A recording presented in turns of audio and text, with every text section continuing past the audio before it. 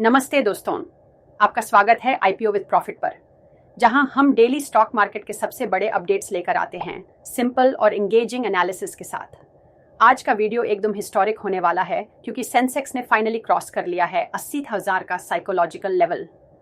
और सिर्फ यही नहीं, आईटी स्टॉक्स जैसे इन्फोसिस और टीसीएस ने मार्केट का मूड ही बदल दिया है। बैंकिंग स्टॉक्स ने 52 वीक हाई टच किया है। कुछ टॉप स्टॉक पिक्स कल के लिए तैयार हैं और एक बड़ी आईपीओ न्यूज़ भी आई है। एलजी इलेक्ट्रॉनिक्स ने अपना इंडिया आईपीओ रोक दिया है। इस वीडियो में हम इन सभी हेडलाइंस को डिटेल में डिकोड करेंगे, तो बने रहिए एंड तक क्योंकि आपका मार्केट पर्सपेक्टिव बदलने वाला है। तो शुरुआत करते हैं आज की सबसे बड़ी खबर से। सेंसेक्स ने पहली बार 80,000 का लेवल क्रॉस किया है।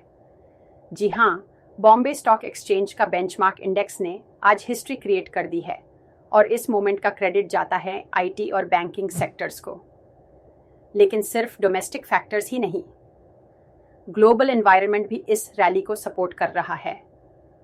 यूएस और चाइना के बीच में थॉविंग ट्रेड टेंशंस, ट्रंप के नए टैरिफ रिविजन्स और कमोडिटी प्राइसेस में सॉफ्टनिंग ने इन्वेस्टर कॉन्फिडेंस को बूस्ट दिया है।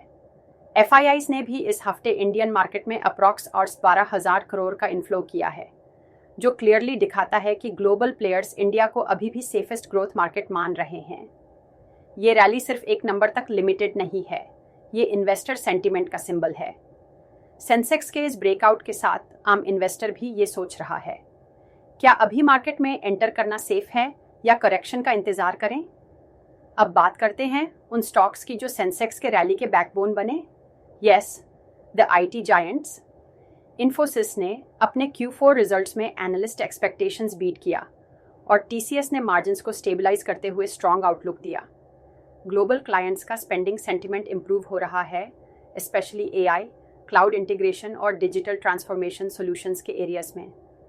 इन्फोसिस के सीईओ का कहना है कि कंपनी के एआई पावर्ड सॉल्यूशंस 2025 के एंड तक डबल हो सकते हैं in terms of revenue.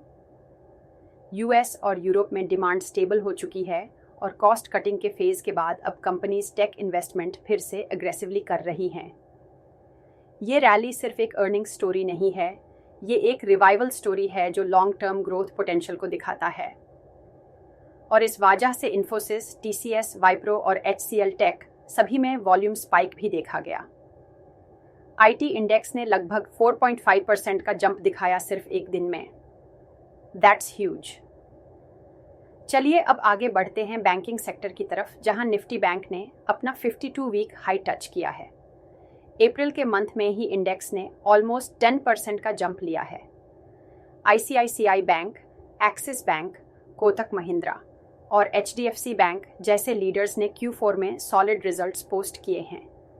Credit growth 14% के आसपास चल रही है और एनपीएस का लेवल भी मैनेजेबल है, मतलब लोन क्वालिटी इंप्रूव हो चुकी है। आरबीआई का सॉफ्ट स्टैंस भी लिक्विडिटी फ्लो में मदद कर रहा है। रिटेल और एमएसएमई लेंडिंग में बम्पर डिमांड आई है, स्पेशली टियर 2 और टियर 3 सिटीज से। बैंक के एनआईएम्स, नेट इंटरेस्ट मार्जिन्स भी स्टेबल हैं और प्रोविजनिंग भी कम हो गई है, मतलब प्रॉफिटेबिलिटी इंप्रूव हो रही है। एनालिस्ट्स कह रहे हैं कि अगर आपके पोर्टफोलियो में अभी तक बैंकिंग स्टॉक्स नहीं हैं, तो यह एक अच्छा एंट्री पॉइंट हो सकता है। लेकिन हाँ, ओवरबॉट लेवल्स को देखते हुए स्टैगर्ड एंट्री ही सही रहेगी। अब बात करते हैं कुछ एक्सपर्ट रिकमेंडेड स्टॉक पिक्स की, जो कल के लिए ट्रेडिंग या शॉर्ट टर्म इन्वेस्टिंग के लिए स्ट्रॉन्ग दिख रहे हैं। पहला नाम है इन्फोसिस का, जिसका मोमेंटम अभी भी इंटैक्ट है और आरएसआई 65 के ऊपर ट्रेड कर रहा है। दूसरा है सन फार्मा, जिसमें ब्रेकआउट पैटर्न बना है और 52 वीक हाई के ऊपर सस्टेन कर रहा है। तीसरा स्टॉक है हिंदुस्तान एरोनॉटिक्स, जो डिफेंस ऑर्डर्स के सपोर्ट से स्टेडिली ऊपर जा रहा है और गवर्नमेंट पुश भी इसमें मोमेंटम क्रिएट कर रहा है। चौथा इंटरेस्टिंग पिक है जोमेटो, जिसमें Q1 फूड डिलीवरी डाटा काफ़ी स्ट्रॉन्ग आया है और स्टॉक ने 2 वीक कंसोलिडेशन के बाद ब्रेकआउट दिया है। अगर आप इंट्राडे या पोजिशनल ट्रेड्स में इंटरेस्टेड हो तो ये चोर स्टॉक्स वॉच लिस्ट में ज़रूर होने चाहिए। अब चलते हैं एक शॉकिंग आईपीओ अपडेट की तरफ। एलजी इलेक्ट्रॉनिक्स ने अपने इंडिया यूनिट के आईपीओ प्लान्स को पॉज कर दिया है। ब्लूमबर्ग के रिपोर्ट के मुताबिक मार्केट कंडीशंस और वैल्यूएशन मिसमैच के चलते कंपनी ने आईपीओ टाइमलाइन को डिले करने का डिसीजन लिया है। इस डेवलपमेंट का इम्पैक्ट इंडिया के आईपीओ इकोसिस्टम पर पड़ सकता है। रीसेंट आईपीओज जैसे ऑफिस और एक्सीगो के म्यूटेड लिस्टिंग्स ने भी थोड़ा नेगेटिव सेंटिमेंट बनाया है। एलजी का IPO tech consumer durable segment में होता, जिसका अभी काफ़ी डिमांड है। तो जब ऐसे बड़े नाम कॉशियस हो जाते हैं, रिटेल इन्वेस्टर्स भी कॉशियस हो जाते हैं। लेकिन इंडस्ट्री एक्सपर्ट्स मानते हैं कि ये डिले टेम्परेरी हो सकता है। अगर Q2 में ग्लोबल मार्केट स्टेबल हो जाते हैं तो एलजी वापस आईपीओ लॉन्च कर सकता है। तो दोस्तों, आईपीओ फ्रेंजी में इन्वेस्ट करने से पहले थोड़ा रिसर्च और पेशेंस जरूर रखें। तो दोस्तों, ये थे आज के टॉप हेडलाइंस। सेंसेक्स का 80,000 के लेवल पर हिस्टोरिक जंप, आईटी और बैंकिंग स्टॉक्स की रैली, टॉप ट्रेडिंग आइडियाज और एलजी आईपीओ का सस्पेंस।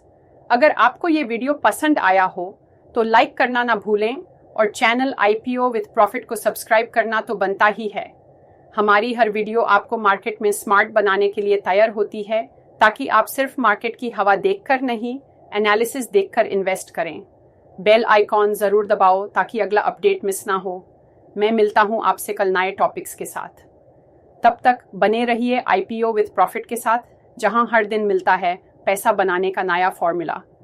जय हिंद, हैप्पी इन्वेस्टिंग।